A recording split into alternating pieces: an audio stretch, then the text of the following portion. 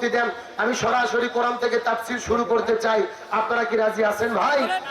সবাই আমার সঙ্গে পড়ে না, আউযু বিল্লাহি মিনাশ। ঠাকুরগাঁও জেলার কি এগুলো বললে গুনাহ হয়? বিসমিল্লাহির রহমানির রহিম। কোরআন তিলাওয়াত হলে আমরা ডাকবো কাকে? রাসূল বলেছেন যারা জীবিত অবস্থায় আল্লাহর নামে তাকবীর বেশি দেবে ওদের হাড়ের সমস্ত ব্যারাম আল্লাহ তাআলা ভালো করে দেবে। আল্লাহু আকবার বলেন, চিৎকার করে বলেন আল্লাহু আকবার।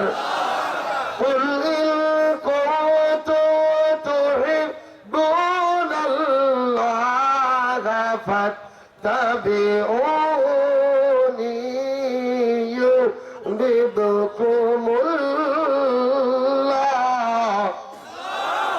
ওয়া ইয়াগফির লাকুম যুনুবাকুম ওয়াল্লাহু গফুরুর রহিম। সূরা আলে ইমরান 3 নম্বর পারার 13 নম্বর পৃষ্ঠার 4 নম্বর লাইন 4 নম্বর করে 31 নম্বর আয়াতে কারিমা। তাফসীর ইবনে কাসির, তাফসীরে কাবির, তাফসীরে কুরতুবী, তাফসীরে মুনির, তাফসীরে মারিফুল কোরআন, তাফসীরে খাজিন, তাফসীরে তাবারি, তাফসীরে বিজিলালিল কোরআন, তাফসীরে তাফহিমুল কোরআন। এই আয়াতের উপর ভিত্তি করে এক নয় দুই নয় অন্তত 10টা তাফসীর গ্রন্থ আমি দেখেছি। এই আয়াতের ভেতরে আল্লাহ তাআলা এত পরিমাণ কথা বলেছেন। এই আয়াতের উপর ভিত্তি করে বর্তমান প্রেক্ষাপটকে মিল করে যদি আলোচনা শুরু করা হয়, আলোচনা চলতে চলতে দিনের পরে দিন চলে যাবে, মাসের পরে মাস চলে যাবে, তারপরও আলোচনা শেষ হবে না। জোরে বলেন মারহাবা। এটা কোরআনের মুজিজা। কোরআনের আলোচনা শুরু হবে কিন্তু শেষ হবে। এটা কার বক্তব্য? আল্লাহ রাব্বুল আলামিন বলেন, ওয়ালাউ আন্না মা ফিল আরদি মিন শাজারাতিন আকলামুন ওয়াল বাহরু ইয়ামুদ্দুহু মিন বাদিহি সাবাতু আবহুরিন মা নাফিদাত কালিমাতুল্লাহ ইন্নাল্লাহা আজিজুল হাকিম। সূরা লোকমান 21 নম্বর পারার 12 নম্বর পৃষ্ঠার 13 নম্বর লাইন 27 নম্বর আয়াতে কারিমা। তাফসীর ইবনে কাসির থেকে বলতেছি, আল্লাহ রাব্বুল আলামিন বলে, ও পৃথিবীর মানুষেরা ভালো করে বোঝার চেষ্টা করো, আমি তোমাদেরকে যে কোরআন দান করেছি, এই কোরআনের যদি তোমরা একটা শব্দের ব্যাখ্যা করতে চাও, চিৎকার করে বলেন তো দেখি কয়টা শব্দ? আরো জোরে। জোর হলো না। আল্লাহ রাব্বুল আলামিন চ্যালেঞ্জ করে বলেন, আমি তোমাদেরকে যে কোরআন দান করেছি, এই কোরআনের যদি তোমরা একটা শব্দের ব্যাখ্যা করতে চাও, আর একটা শব্দের ব্যাখ্যা করার জন্য আমি আল্লাহ তাআলা तमाम পৃথিবীতে যত বৃক্ষ সৃষ্টি করেছি, মিন শাজারাতিন আকলামুন, সমস্ত বৃক্ষগুলিকে কেটে কেটে যদি তোমরা কলম বানাও, ওয়াল বাহরু ইয়ামুদ্দুহু, আর সমুদ্রের পানিগুলোকে যদি তোমরা কালি বানায়া নাও, तमाम পৃথিবীর বৃক্ষ কলম আর সার সমুদ্রের পানিকে একত্রিত করার পরে যদি তোমরা লেখা শুরু করো, আল্লাহ তাআলা চ্যালেঞ্জ করে বলেন, লিখতে লিখতে तमाम পৃথিবীর বৃক্ষ কলম ফুরে যাবে, সাত সমুদ্রের পানি কালিও ফুরে যাবে, তারপর কোরআনের একটা শব্দের ব্যাখ্যা লিখে কখনোই শেষ করা যাবে না। আচ্ছা মানুষ বলো দেখি রাত্রি কেন কালো, সূর্য বলো কোথা থেকে পাইলো এত আলো, ফুলগুলো নানান রঙের কেমন করে হয়, পাতাগুলো সবুজ বটে ফুলের মতো নয়, দুধ কেন এত সাদা, মরিচ কেন ঝাল, আমগুলো পাগলে বলো কেমনে হয় তা লাল, আরে পশু পাখি কই না কথা, মানুষ কেন কয়, বড় মানুষ বলো দেখি কিভাবে তা হয়, ভাবি সবই মহান প্রভুর দান, নত শিরে সেজদা করো ওহে মুসলমান। আরে ডিমগুলো একই রকম, পার্থক্য নেই মোটে, তবে সাদা কালো বাচ্চাগুলো কেমন করে ফোটে। আমরা সবাই বাস করি এই পৃথিবীর রঙে, হাতের এলাকা মুখের চেহারা মেলে না কারো সঙ্গে, আর মেলে না গলার আওয়াজ আঙুলগুলোর টিপ। আল্লাহ তাআলা একজন আছে, প্রমাণ হলো ঠিক, চিৎকার করে বলেন মারহাবা। জোরে লা ইলাহা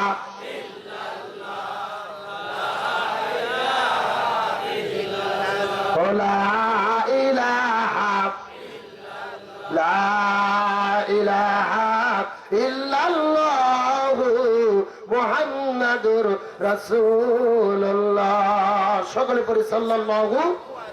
তাম পৃথিবীর বৃক্ষকে কলম বানিয়ে 7 সমুদ্রের পানিকে কালি বানিয়ে লিখলেও কোরআনের একটা শব্দের ব্যাখ্যা লিখে শেষ করা যাবে। আমি কোরআন থেকে একটা আয়াতে কারিমা তিলাওয়াত করেছি, সর্বোচ্চ 40 থেকে 50 মিনিট আলোচনা হবে। আলোচনা কি শেষ করা সম্ভব হবে? যদিও সম্ভব নয়, তারপর আয়াতের উপর ভিত্তি করে বর্তমান প্রেক্ষাপটকে মিল করে যতটুকু আলোচনা জানা শোনা এবং আমল করা অতীব জরুরি, ততটুকু আলোচনা এই গুনাহগারের মুখ থেকে যেন আল্লাহ তাআলা বের করে দেয়। সকলে পড়ি আমিন। আপনারা শেষ পর্যন্ত থাকবেন তো ইনশাআল্লাহ? দেখি কারা কারা থাকবেন না, একটু হাত তোলেন। এই হলো হুজুগে বাঙালি, যাই বলে আইরে তারই সাথে যাই রে, বোঝা শোনা। সত্য সত্য শেষ পর্যন্ত থেকে আখেরি মোনাজাত করে কারা কারা যেতে চান টান টান করে দুটো হাত আল্লাহকে তুলে দেখান। লিল্লাহি তাকবীর। এ সাউর হয়নি, হাত টান টান উঠান তো দেখি, হাতগুলো মুষ্টি করেন, মুষ্টি। হ্যাঁ, সবাই একটু গলা কাকার দাম তো দেখে। লিল্লাহি তাকবীর। আল কোরআনের আলো, আল হাদিসের আলো, দুনিয়ার মুসলিম ইসলামের শত্রুরা, কোরআন আছে যেখানে, হাদিস আছে যেখানে, লিল্লাহি তাকবীর। আলহামদুলিল্লাহ বলেন। আপনারা সবাই কিন্তু হাত তুলে ওয়াদা করলেন শেষ পর্যন্ত থাকবেন। এখন না থাকে যদি উঠে চলে যান, ওয়াদা ভঙ্গ করা কিসের লক্ষণ? মুনাফিকের। জোরে বলেন কিসের? আপনারা কি মুনাফিক হতে চান? মুনাফিক হতে চান কি চান না? এটা মোনাজাতের আগে বোঝা যাবে। জোরে বলেন কিসের আগে? মোনাজাতের আগ পর্যন্ত লক্ষ্য করে দেখেন কারা কারা উঠে উঠে চলে যায়। যারা যারা উঠে যাবে মনে করবেন এরাই হলো ওই গ্রুপের দল। ইনশাআল্লাহ আলোচনা তাহলে শুরু করি, ওটার কোন সুযোগ আমার বন্ধুগণ মুসলমান ভাইরা গভীর মনোযোগ।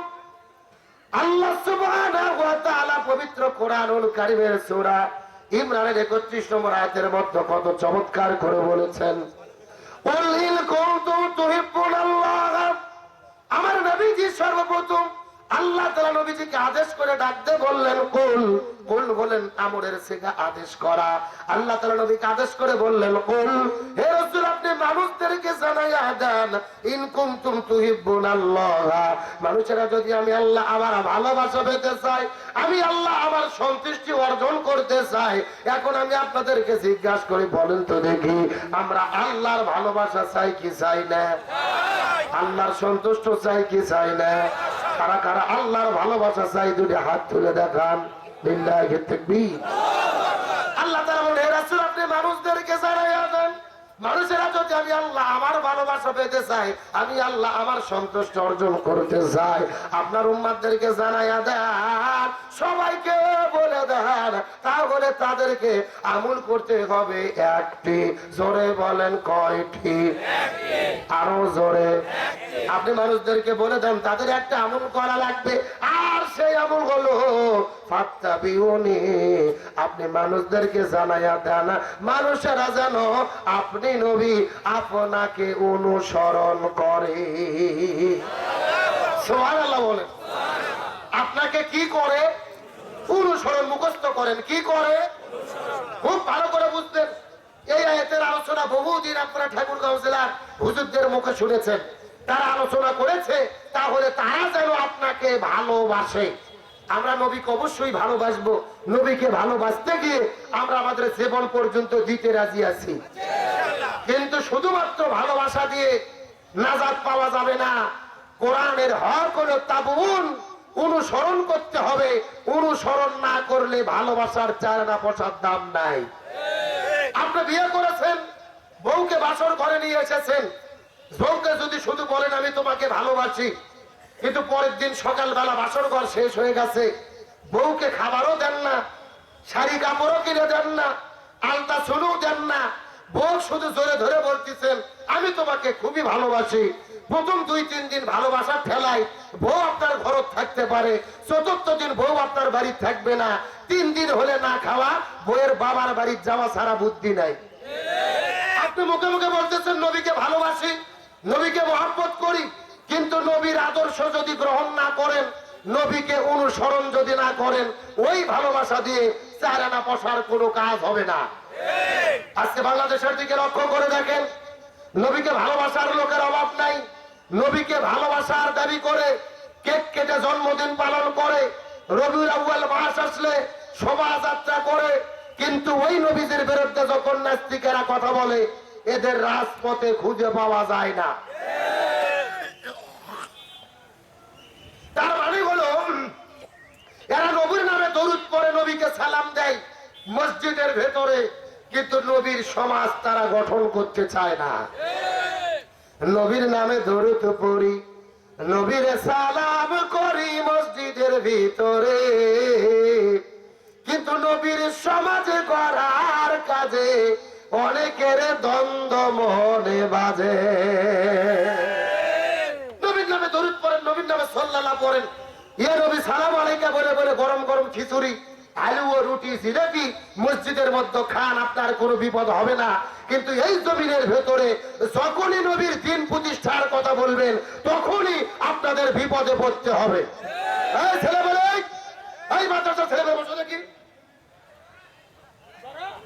এই মাদ্রাসার ছেলেবেলে যেমন ভালো তেমন ভেজাল। এরা দেখবেন দল বান্ধে আসবে, আবার মাঝখান থেকে দল বান্ধে ফাঁকা হয়ে চলে যাবে। আমি তো প্রত্যেকটা মাহফিলে বলি, মাদ্রাসার ছাত্রদের ওয়াজ শোনার চাইতে কোরআন তেলাওয়াত শেখা বেশি জরুরি। তো তোমরা মাদ্রাসায় পড়া বাদ দিয়ে মাহফিলে আসবে কেন? আবার যদি আসবে তাহলে বেয়াদবি করে মাঝখান থেকে চলে যাবে কেন? একসাথে যদি 20 জন উঠে যায়, ভেতরে দেখতে খারাপ লাগে না? এই ছাত্রদের দোষ নাই, দোষ হলো এই ছাত্রদের হুজুরের। ওই ভাইতে ভাই থেকে কোনো বাচ্চিতে তোরা সব চলে যাবো না, দল বাঁধতে ভেড়ার পালের মতো চলে যাচ্ছে না। এমন তো না যে রাত 12টা পার হয়ে গেছে, 12টা পর্যন্ত মাহফিল হবে, এটা জেনেই তো আপনি ছাত্রদের নিয়ে এসেছেন। তাহলে খামাটা মাঝখানে কেন ভেজাল করতেছেন? ওটা ওটির কোন সুযোগ। নবীর মনোযোগ, তাহলে নবীর শুধু ভালোবাসা নয়, ভালোবাসার পাশাপাশি নবীকে কি করা লাগবে? অনুসরণ। ধরে বলেন কি করতে হবে? আজকের আলোচনার সাবজেক্ট হলো বিশ্ব নবীর অনুসরণ। আমার বন্ধুগণ, মুসলমান ভাইরা, কবির মনোযোগ, নবীজিকে অনুসরণ করা লাগবে, শুধুমাত্র ভালোবাসা দিলেই নবীর প্রতি হবে না। এখন হয়তো আপনারা জিজ্ঞেস করে বলবেন, হুজুর এতদিন পর্যন্ত আমরা শুনেছি নবীকে ভালোবাসবো, আজকে আপনি কোথায় থেকে অনুসরণ করার কথা বললেন? আমি আমার মুখের কোনো বানানো কথা বলবো না, যা বলবো কোরআন থেকে দলিল দিয়ে কথা বলার চেষ্টা করব। মোবাইল থাকলে রেকর্ড করে নেন, খাতা কলম থাকলে লিখে নেন, নবীকে অনুসরণ করতে হবে, এটা আমার মুখের কথা নয়, স্বয়ং আমার আল্লাহ কোরআনে করেছে ঘোষণা। আল্লাহ রাব্বুল আলামিন বলেন, ওয়া মা আতাকুমুর রাসূলু ফাখুযুহু ওয়া মা নাহাকুম আনহু ফান্তাহু। সূরা হাসর 28 নম্বর পারা, 7 নম্বর পৃষ্ঠার 9 নম্বর লাইন, 7 নম্বর আয়াতে কারিমা। আল্লাহ তাআলা ডাকতে বলে, পৃথিবীর মানুষেরা তোমরা ভালো করে বোঝার চেষ্টা করো, যদি ইহকালীন শান্তি পেতে চাও আর পরকালীন মুক্তি পেতে চাও, ওমা আতাকুমুর রাসূলু ফাখুযুহু, নবী যেটা করেছে, নবী যেটা করতে বলেছে ওইটা তোমরা করো, ওমা নাহাকুম আনহু ফান্তাহু, নবী যেটা করে নাই, যেটা করতে নিষেধ করেছে ওই কাজ থেকে তোমরা দূরে থাকো। তার মানে বোঝা গেল নবী পুরো জীবনের ভেতরে যা যা করেছে আমাদেরকেও তাই তাই করা লাগবে। আর নবী যেটা করে নাই ওটা করা যাবে না। চিৎকার করে বলেন তো দেখি, হুকুম কার? আরো জোরে। এই গভীর মনোযোগ দিয়ে কথাগুলো বোঝার চেষ্টা করবেন। নবী জীবনের মধ্যে কি এমন করে গেল আর আমাদের কি করা দরকার? বর্তমান বাংলাদেশের প্রেক্ষাপটে কেমনে শান্তি আসবে? শান্তি যদি পেতে চাই রাসূলের জীবনটাকে কেমনে অনুসরণ করা লাগবে? গভীর মনোযোগ দিয়ে বোঝার চেষ্টা করবেন। আমার নবীজি 17 বছর বয়সের ভেতরে এই জমিনের মধ্যে একটা দল গঠন করেছিল, যে দলের নাম হলো হিলফুল ফুজুল। কি নাম বললাম? ভালো করে মাথার মধ্যে ঢুকানোর চেষ্টা করবেন। নবীজি একটা দল গঠন করলো, সংগঠন করলো, যেই সংগঠনের নাম হলো হিলফুল ফুজুল। এই জমিনের মধ্যে নবীজি শান্তি কায়েমের চেষ্টা করলো। 17 বছর থেকে শুরু করে 40 বছর পর্যন্ত 23 বছর ধরে চেষ্টা করলো ওই দলের মাধ্যমে জমিনে শান্তি কায়েম করার জন্য। কিন্তু আমাদের নবীজি জমিনে শান্তি কায়েম করতে পারে না। গভীর মনোযোগ বোঝার চেষ্টা করবেন। কিন্তু নবীজির বয়স যখন 40 বছর হলো, নবীর উপরে আল্লাহ তাআলা কোরআন নাযিল করলেন। নবীজির প্রতি যখন ওহী এসে গেল, ওই কোরআনটা জমিনের মধ্যে কায়েম করলো, ওই কোরআনের বিধানটা জমিনের মধ্যে বাস্তবায়ন করলো। 40 থেকে শুরু করে 63 পর্যন্ত এই 23 বছর তিনি চেষ্টা করলো, এই জমিনের মধ্যে কোরআন কায়েম করলো, এই জমিনের মধ্যে শান্তি কায়েম হয়ে গেল। তাহলে নবীজির জীবনটাকে দুই ভাগ করেন, নবুয়ত পাওয়ার আগের 23 বছর আর নবুয়ার পাওয়ার পরের 23 বছর। আগে 23 বছরে নবীর দল ছিল, নবী চেষ্টা করেছে কিন্তু জমিনে শান্তি কায়েম করতে পারেনি। কিন্তু পরে 23 বছরে নবী চেষ্টা করলো আর জমিনের মধ্যে শান্তি কায়েম করতে পারলো। তার মানে বোঝা গেল নবুয়ত পাওয়ার আগে 23 বছর নবী চেষ্টা করেছে দলের মাধ্যমে শান্তি কায়েমের জন্য, কিন্তু শান্তি কায়েম করতে পারেনি। তার কারণ হলো নবীজির দল ছিল কিন্তু দলের ভেতরে আল্লাহর কোরআন ছিল না। আমার কথা কি আপনাদের মাথার মধ্যে ঢুকছে? আরে বাবা, আপনার মতো আমার মতো দুই জায়গার হুজুর না, ছুটকে ফাটকে তেলা গোয়েন্দান না। স্বয়ং আমাদের নবী নিজে দল গঠন করে 23 বছর চেষ্টা করেছে, এই জমিনে শান্তি কায়েম করতে পারেনি। তার মানে বোঝা গেল আমরাও যদি শান্তি কায়েম করতে চাই, কোরআন ছাড়া এই বাংলাদেশে শান্তি কায়েম করা যাবে না। সুতরাং বাংলাদেশের ভেতর থেকে বাবার আইন, দাদার আইন, চাচার আইন, খালার আইন, ফুপুর আইন, কার্ল মার্ক্সের আইন, লেনিনের আইন, ক্যাপিটালিজম, গণতন্ত্র, সমাজতন্ত্র, তারপরে ধর্মনিরপেক্ষতাবাদ, জাতীয়তাবাদ, সব কিছু বাদ দিয়ে যতদিন পর্যন্ত কোরআন বাংলাদেশে কায়েম না হবে, কোরআন দিয়ে বাংলাদেশ পরিচালিত না হবে, ততদিন পর্যন্ত এই জমিনে শান্তি কায়েম হতে পারে না। আমার কথার সঙ্গে কি একমত? আপনারা লিখে দিয়েছেন আব্দুল সালাম যুক্তিবাদী, তা যুক্তিতে কিছু কথা বুঝাই। মনে করেন বাংলাদেশে ঢাকা শহরে বিশাল বড় একটা পানির ট্যাঙ্কি আছে। যেরকম কিসের ট্যাঙ্কি? ওই পানির ট্যাঙ্কির মধ্যে থেকে 64টা পাইপ বার করে বাংলাদেশের 64টা জেলায় একটা করে করে পাইপ দিয়েছে পানি সাপ্লাই দেওয়ার জন্য। এখন ঢাকাতে যে পানির ট্যাঙ্কি আছে, ওই ট্যাঙ্কির ভেতরে একটা মরা বিড়েল মরিয়ে পচে গন্ধ উঠে আছে। এখন পাইপ দিয়ে দিয়ে পানি, যেই পানি ঠাকুরগাঁও জেলা চৌরাস্তা আসে বের হচ্ছে, বলেন তো ওই পানি ভালো না গন্ধ? আরো ধরে বলেন। এখন গন্ধলা পানি বের হওয়ার পরে ঠাকুরগাঁও জেলার যত হুজুর ছিল, মুফতি, মুহাদ্দিস, ইমাম, ফকিহ, খতিব, মুয়াজ্জিন, সব হুজুরদেরকে ডাকা হয়েছে। এই হুজুরের গোষ্ঠীরা তোমরা ফু দিয়ে দিয়ে পানি পরিষ্কার করো। হবে না? কতক্ষণ হবে? আপনাদের ঠাকুরগাঁও জেলার হুজুর তো দূরের কথা, কাবা শরীফের ইমামও যদি এসে ফু দেয়, পানি পরিষ্কার হবে? বলেন তো, পানি পরিষ্কার করতে গেলে কি পরিষ্কার করা লাগবে? সবাই কথা বলে। ওই যে ঢাকার ট্যাঙ্কি পরিষ্কার করা লাগবে, এটাকে বুঝতে পেরেছেন? এবার আসল কথা শোনেন। এই বাংলাদেশেও শান্তি প্রতিষ্ঠার একটা ট্যাঙ্কি আছে, যার নাম হলো সংসদ ভবন। আরো জোরে বলতে হবে। আর ওই সংসদ ভবনের ভেতর থেকে বাবার আইন, দাদার আইন, আপার আইন, চাচির আইন, ভাবির আইন, ভারতের আইন, ব্রিটিশের আইন, কার্ল মার্ক্সের আইন, লেনিনের আইন, পুতিনের আইন, ক্যাপিটালিজম, ধর্মনিরপেক্ষতাবাদ, জাতীয়তাবাদ, যেই জমিনের মধ্যে যত তন্ত্র মন্ত্র মতবাদ আছে, মানুষের মাথার বুদ্ধি তন্ত্র মন্ত্র, ওই ডাক্তার কামালের ধর্মনিরপেক্ষতাবাদ জাতীয়তাবাদের সংবিধান দিয়ে এই জমিনে শান্তি কায়েম হবে না যতদিন পর্যন্ত মানব রচিত তন্ত্র মন্ত্র আইনকে ছুতো এবং ঝাঁটা পিটা করে সংসদ থেকে বের করে দিয়ে কোরআন বাংলাদেশে ঢুকাইয়া কোরআন দিয়ে বাংলাদেশ পরিচালিত না হবে ততদিন পর্যন্ত এই জমিনের ভেতরে শান্তি আসতে পারে না, পারে না, পারে না। সুতরাং বাংলাদেশ কোরআন দিয়ে চলুক, আমরা চাই কি চাই না? কারা কারা চাই দুটো হাত আল্লাহকে তুলে দেখান। একজন চাকরি চান?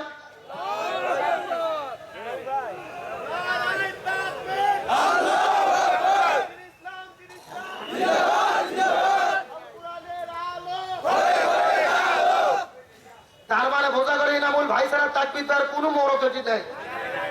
দেখে মাঝখান থেকে দাঁড়িয়ে একজন চাকরি দেন তো দেখি, ভালো করে একজন স্লোগান দেন, দেখিয়ে পারেন একজন দাঁড়ান। হ্যাঁ, যে কোন হুজুর আছে না, কোন ছেলে কেউ নাই, ইসলাম আন্দোলনের কর্মী নাই, জানান দেখি দেন চাকরি দেন।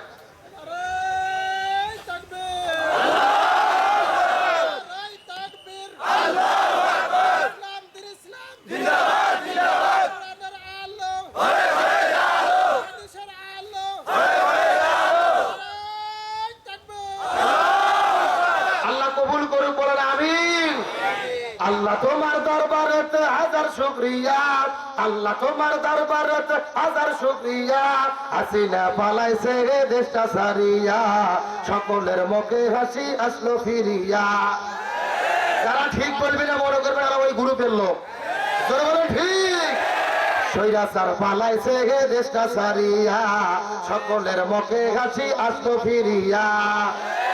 কোথায় আওয়ামী লীগ, কোথায় কাদের কাকা, কোথায় গেল ওই জালেমের গরম গরম কথা, কোথায় ছাত্রলীগ, কোথায় গেল কাকা, কোথায় গেল ওই জালেমের গরম গরম কথা। খেলা হবে, খেলা হবে, খেলা হবে, খেলা হবে, খেলা হবে, বইলা কাকা গেল পালাইয়া। এ কতক্ষণ ঠিক কিনা? এতদিন তারা কি ডাইলগ দিয়েছিল? খেলা হবে, খেলা হবে। কে বলেছিল? কে কি কাঁদে? কাঁদে। আমার ভাইরা, তারা এতদিন বলেছিল খেলা হবে, কিন্তু আসল খেলা যখন শুরু হলো এদেরকে আর খুঁজে পাওয়া গেল না। এই বাংলাদেশে মানুষের অন্তরে যত কষ্ট দিয়েছে, যত ব্যথা দিয়েছে, তার মধ্যে বেশি ব্যথা দিয়েছে ওবায়দুল কাদের। তার এই মুখ বিজলেনি বক্তব্য মানুষের অসহ্য ছিল। আমরা শুনেছি তিনি নাকি এখনো বাংলাদেশের মধ্যেই পালিয়ে আছে। প্রশাসনকে বলতে চাই, একে ছাড় দেওয়ার সুযোগ নাই, একে বিচারের আওতায় আনতে হবে। আজকে তারা পালিয়ে গেছে, তাদের খুঁজে পাওয়া যাচ্ছে। তার মানে বোঝা গেল ওরা ফাঁকা মাঠে খেলোয়াড়, আসল মাঠে নেবে খেলার খেলোয়াড়। আজ থেকে 5 বছর আগে একটা বৃদ্ধ চাচা নির্বাচনের দিনে নিয়ত করছে, ফজর নামাজ পড়ার পরে 8টার দিকে যেহেতু ভোট, আমি আর ওজু নষ্ট করবো না, 8টার দিকে যাইয়া এই ওজুতেই ভোট দেবো। এই চাচা করে 8টার দিকে চাচা উজুর আটকে রেখে ভোট দিতে গেছে। চাচা যাওয়ার পরে লক্ষ্য করে দেখে আর আল্লাহর ওলিরা আসে চাচা যাওয়ার আগে তাহাজ্জুদের নামাজ পড়ে দিয়ে গেছে। কথা কি বোঝা যায়? চাচা গেছে ফজরের ওজুতে ভোট দিতে, আর ওরা কাম সারতে তাহাজ্জুদের ওজুতে। চাচা মন খারাপ করে চলে যাচ্ছে। ছেলে পেলে রাখতে বলছে, এই চাচা শোনেন, বাড়ির যে চাচিকে নিষেধ করবে চাচিও যেন না আসে, তার কারণ চাচির ভোটও দেওয়া হয়ে গেছে। তখন চাচা বলতেছে, কে বাবা, তোমার চাচি মরে গেছে 6 বছর আগে। বলেন কয় বছর আগে? বলছে 6 বছর আগে তোমার চাচি মারা গেছে। আজকে কখন ভোট দিতে এসেছিল একটু দেখলে তো দেখা করতাম। আমার বন্ধুগণ, হাসার জন্য বলি নাই, এরা দিনের ভোট রাতে চুরি করে নির্বাচন করেছে। গত 16 বছরে যদি নিরপেক্ষ নির্বাচন হতো, জামাত বিএনপির ভাইরা যদি মাঠে থাকতো, এই বালিয়াডাঙ্গি থেকে আব্দুল হাকিম হুজুরের আর ঘুরে বেড়ানো লাগতো না, তিনি সংসদে গিয়ে কোরআনের কথা বলতে পারত। কিন্তু আপনারা রায় দেবেন কেমনে? দিনের যাওয়ার আগে তো রাতে কাম সারছে। কিন্তু তারা কি এখন বর্তমানে আছে না পালাইছে? আরো করে বলেন, মন্ত্রীরা সব কোথায় গেল, কোথায় কাদের কাকা, তাদের সারা দেশটা আজও লাগে ফাঁকা ফাঁকা। এমপিরা সব কোথায় গেল, কোথায় কাদের কাকা, তাদের সারা দেশটা আজও লাগে ফাঁকা। এ শূন্যস্থান পূরণ করে লাগে ফাঁকা। মন্ত্রীরা আছে, এমপি আছে, আপনাদের এমপির কি খবর? কথা কয় না বাঙালি রে। বাবাও নাই, ছেলেও নাই, বাবাও নাই। মন্ত্রীরা সব কোথায় গেল, কোথায় কাদের কাকা? তাদের সারা দেশটা আজও লাগে ফাঁকা ফাঁকা। পালাবো না যাই না কবু দেখা, তাদের জন্য দেশটা আজও লাগে ফাঁকা। ওবায়দুল কাদের বলেছিল পালাবো না, প্রয়োজনে ঠাকুর গায়ে ফখরুলের বাসায় যাব। ঠিক আছে, ঠাকুর গায়ের কৃতি সন্তান আপনাদের প্রিয় নেতা আপনার ফখরুল ইসলাম আলমগীর, তিনি তো মার্জিত মানুষ। উনি গত 3 দিন আগে সাংবাদিকদের সামনে বলেছে, কোথায়? আমি তো ঘরের দরজা খুলে রেখেছিলাম, উনি তো আর আসলেন না। এই কথা বল না কা? পালাবো না যাই না কবু দেখা, তাদের জন্য দেশটা কেমন লাগে ফাঁকা ফাঁকা। তোরা বলেন লাগে ফাঁকা। আইন মন্ত্রী আটকে গেল আইনেরও ফাঁকে, দাড়ি সারা দরবেশের ভণ্ড ভণ্ড লাগে। আইন মন্ত্রী আটকে গেল আইনেরও ফাঁকে, দাড়ি সারা দরবেশের ভণ্ড ভণ্ড লাগে। শুনছি কত নেতা নেত্রী খাইতেছে ভাই ডান্ডা, বিচারপতি কালা মালিকের ফাটিয়েছে তাই আন্ডা। এ কথা কোন নাকা? এটা আমার বক্তব্য নয়, মিডিয়ার খবর। বিশাল বড় দাড়ি ছিল দরবেশ বাবা। কি বাবা? সালমান এফ রহমান টেলিভিশনে দেখেছেন না? বড় বড় বাতিয়ে ধারতো, বক্তব্য দিত, কিন্তু দাড়ি কোনা কাটিয়ে গেছে পালানোর জন্য নৌকো ভাড়া করে। কি ভাড়া করে? সাথে নিচ্ছে আইন মন্ত্রীকে। আইন মন্ত্রী আর এই দরবেশ বাবা পালাতে গেছে, কোস্টগার্ড আইন মন্ত্রীকে দেখে চিনতে পেরেছে, ধরে ফেলেছে। আপনি না আইন মন্ত্রী? আইন মন্ত্রী বলতেছে, আমাকে একা ধরেছেন কেন? ওই যে দরবেশ বাবাও আছে। আল্লাহু আকবার বল। কোস্টগার্ডেরা চিনতে পারেনি দাড়ি নাই, আপনি দাড়ি কেটেছেন কেন? তখনও বলতেছে জীবন বাঁচান ফরজ। এতদিন পর্যন্ত আমরা হুজুর, মুফতি, মুহাদ্দিস আমাদেরকে বলতো আমরা ধর্ম ব্যবসা করি। আমরা ধর্ম ব্যবসা করি না। যারা নির্বাচনের আগে দাড়ি রাখে, পালানোর সময় দাড়ি কাটে, এরাই বড় ধর্ম ব্যবসায়ী। এই বাংলাদেশের জামাতের নেতা, বিএনপির নেতা যদি ধরা পড়ে, এরা চিন্তা করে আমরা ধরা পড়েছি, আমার আর একটা ভাই যেন ধরা না পড়ে। আর এরাই এমন দল করে, একজন ধরা পড়লে আর একজনেরটা ডেলিয়ে দেয়। আর ওই যে বিচারপতি কালা মালিক আল্লামা সাঈদীকে ফাঁসির রায় দিয়েছিল, টকশোতে গিয়ে যাকে তাকে রাজাকার বলতো, ও আবার ছেলে দিয়ে ভারতে পালিয়ে যাচ্ছে। 15,000 টাকা দিয়ে নৌকো ভাড়া করছে। কয় হাজার? আল্লাহর কি কাম, সেই লোক ভাড়া করছে ভারতে যাওয়ার জন্য। ওই লোক 15,000 টাকা কসকসা গুনে নিয়ে জনগণ ধরিয়ে দিয়েছে। আল্লাহ আকবার কোন। তারপরে একেবারে ছোট বাচ্চা খাতনা করে যেভাবে শুয়ে রাখে ভাই, একেবারে কলার পাতা কাটিয়ে ময়নাক শুয়ে রাখছে। পরের দিনে আদালত দিয়ে গেছে ভাই, জনগণ এমন হাতিয়ে দিয়েছে, কালা মালিক আছে কিন্তু বিসি নেই। আইন মন্ত্রী আটকে গেল আইনেরও ফাঁকে, দাড়ি সারা দরবেশের ভণ্ড ভণ্ড লাগে। শুনছি কত নেতা নেত্রী ভয় খাইতেছে ভাই ডান্ডা, বিচারপতি কালা মালিকের ফাটিয়েছে তাই আন্ডা। পলকের চলক গেল থামিয়ে নেটের চাকা, তাদের সারা দেশটা কেমন লাগে ফাঁকা ফাঁকা। তাদের সারা দেশটা কেমন লাগে ফাঁকা। আর জোরে লাগে ফাঁকা। কই গেল সেই সংসদেতে মমতাজের গান? কোথায় গেল হযরত বালা স্বামী ওসমান? আরো জোরে, আরো জোরে। কই গেল সেই সংসদেতে মমতাজের গান? কোথায় গেল তাহাজ্জুদ পড়া স্বামী ওসমান? তিনু মিনুর দীপু মুনি আছে কারাগারে, পাপ করিলে পাপ কখনো সারে কি আর তারে। ইনু মিনু দীপু মুনি আছে কারাগারে, পাপ করিলে পাপ কখনো সারে কি আর তারে। আরে কোথায় গেল স্পিকারের দৃষ্টি আঁকা বাঁকা? তাদের সারা দেশটা কেমন লাগে ফাঁকা। তাদের সারা দেশটা কেমন লাগে ফাঁকা। কোথায় গেল আরাফাত আর ব্যারিস্টার সুমন? কথা বলার সময় তারা করেনি ওজন। কোথায় গেল আরাফাত আর ব্যারিস্টার সুমন? কথা বলার সময় তারা করেনি ওজন। মুরগি কবির চাপর সারে জানি না কোথায় আছে, গোপনে কি তারাও গেল মোদি দাদার কাছে। আরে কোথায় গেল এ সালমের কোটি কোটি টাকা? তাদের সারা দেশটা কেমন লাগে ফাঁকা ফাঁকা, পালাবো না যায় না কবু দেখা। তাদের জন্য দেশটা কেমন লাগে ফাঁকা ফাঁকা, পালাবো না যায় না কবু দেখা। তাদের জন্য দেশটা কেমন লাগে ফাঁকা ফাঁকা। কথা বলে ঠিক কিনা? 16 বছর ধরে জামাত বিএনপির উপরে অত্যাচার নির্যাতন করেছে। এই বাংলাদেশ ছেড়ে জামাত বিএনপির নেতারা পালায়নি।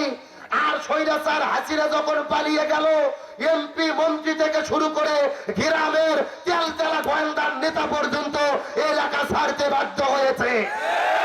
এগুলো কার খেলা? আলোচনা কি চলবে? কারা কারা চলবে? দুটো হাত ধরে দেখান দেখি। লিল্লাহে তাকবীর। আজকের মাহফিল চলছে চলবে, ঠাকুরগাঁয়ের মাহফিল, দরিয়াডাঙ্গির মাহফিল, ছাগলডাঙ্গির মাহফিল। লিল্লাহে তাকবীর। আপনাদের কি কষ্ট হচ্ছে? তার আলোচনার বিষয় হলো বিশ্ব নবীর অনুসরণ। ধরে বলে বিশ্ব নবীর। আমার বন্ধুগণ, মুসলমান ভাইরা, কবির মনোযোগ। নবীজিকে কেমন ভাবে অনুসরণ করবেন, মেসেজটা দেওয়ার পর আপনাদের মধ্য থেকে বিদায় চলে যাব। তার মানে প্রথম নম্বর অনুসরণ হলো, আমার নবীজি 10 বছর কোরআন দিয়ে রাষ্ট্র পরিচালনা করেছে।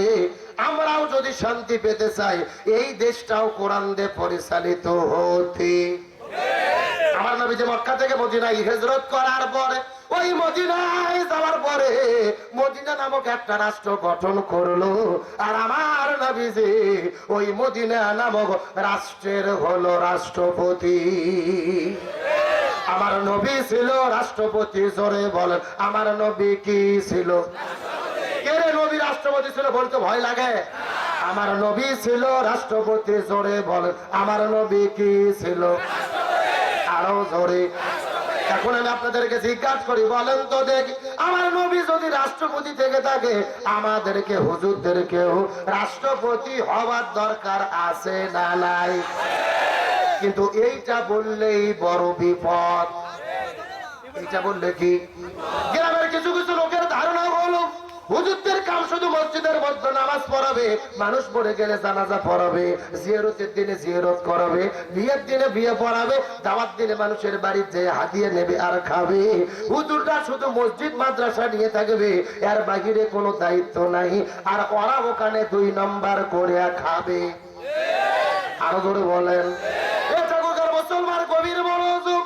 নবীজিকে কেমন ভাবে অনুসরণ করবেন? আমার নবীজি মসজিদুল নববীর ইমাম ছিল, আবার অর্ধ পৃথিবীর খলিফা ছিল।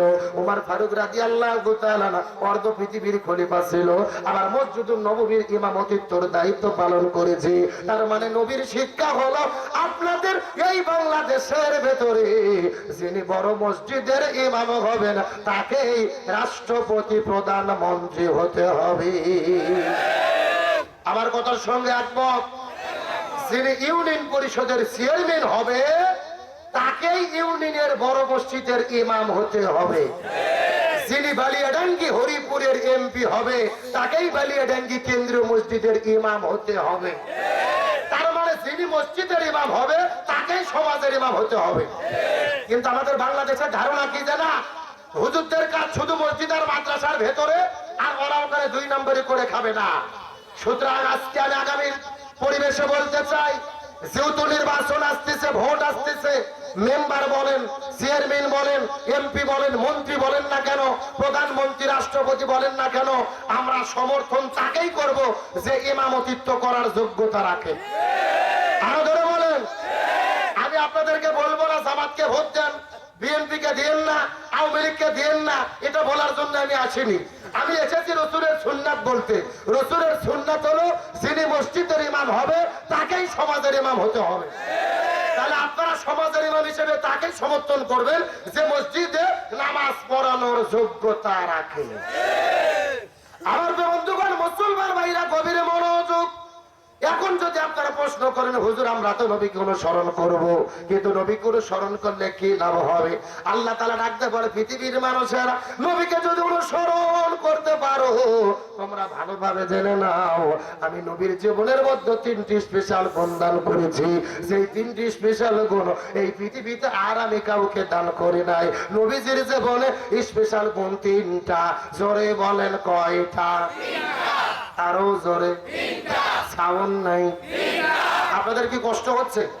বিভাগ একটু কমাও। এই যে আমি বসে আছি একেবারে সোজা, ডান দিকে এক ভাগ বাম দিকে আর এক ভাগ। আপনারা মুখ বন্ধ করেন, আপনারা বলেন তো দেখি নবীজির জীবনে স্পেশাল গুণ কয়টা? আরো জোরে।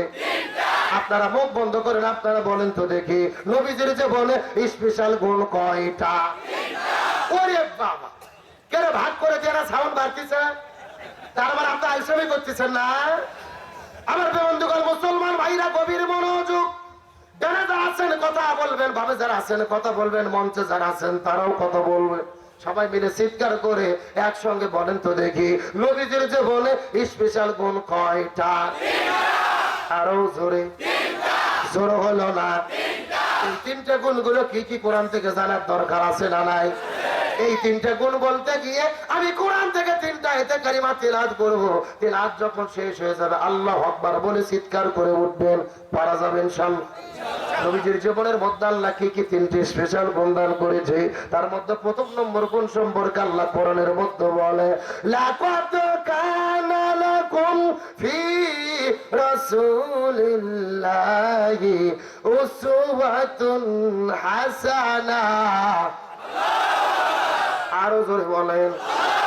সূরা আযাব 21 নম্বর পারা 19 নম্বর পৃষ্ঠা 2 নম্বর লাইন 21 নম্বর আয়াতে কারিমা তাফসীর ইবনে কাসিরের মধ্য থেকে বলতেছি আল্লাহ তাআলা ডাকতে বলে এ পৃথিবীর মানুষেরা মনোযোগ দিয়ে শুনে নাও নবীজির জীবনের মধ্যে আমি আল্লাহ তাআলা 3টি স্পেশাল গুণ দান করেছি। তার মধ্যে প্রথম নম্বর গুণ হলো আমি নবীর জীবনের ভেতরে আমি শ্রেষ্ঠ আদর্শ দান করেছি। তাহলে মুখস্থ করেন নবীর জীবনের মধ্যে স্পেশাল গুণ হলো 3টা। তার মধ্যে প্রথম নম্বর হলো শ্রেষ্ঠ আদর্শ। মুখস্থ করেন 1 নম্বর শ্রেষ্ঠ